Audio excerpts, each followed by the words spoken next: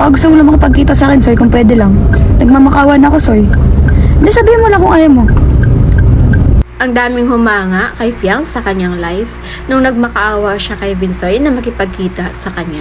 Hindi daw nila akalain na ang Pinoy Big Winner ng Pinoy Big Brother Gen 11 ay magmakaawa para magkita sila ni Binsoy.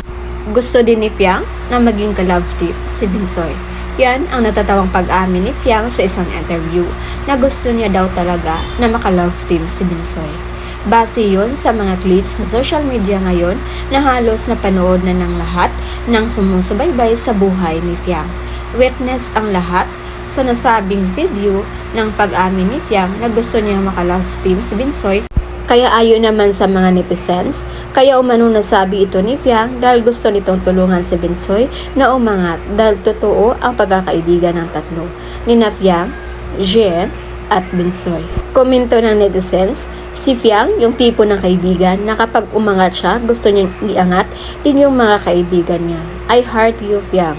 Si Fiang parang best friend lang naman talaga ang touring kay JM at Binsoy. Kaya siguro nagpagamit lang siya kay JM kahit alam niyang kinagamit lang siya ni JM para umangat din si JM at makatulong sa pamilya niya. Mabait talaga siya. Gusto niya hilahin pataas ang mga kaibigan niya. Binsoy talaga gusto niya matulungan. Sana magkaroon sila ng movie kasama si Binsoy. Kasi gusto niyang matulungan si Binsoy para mapaaral mga kapatid nito. And one more thing, gwapo din po si Binsoy. Pero sa kabila ng pagtulong ni Fiang kay Binsoy, marami sa mga netizens ang hindi sumang-ayon. Dahil nagtaka daw sila bakit hindi na naging close friend nila si Binsoy pagkatapos nilang lumabas sa bahay ni Kuya.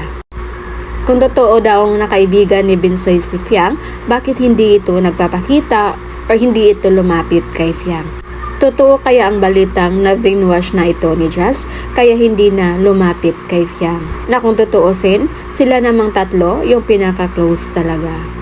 Dapat daw sana si Binsoy ang mag-reach out kay Fiang dahil sobrang busy pa nito. Pero ang nangyari kasi parang nagkabaliktad dahil si Fiang pa ang nag-reach out kay Binsoy para ito ay matulungan. Totoo siguro na na-brainwash ito ni Jazz dahil lately ito yung naging kasama niya. Am I really there?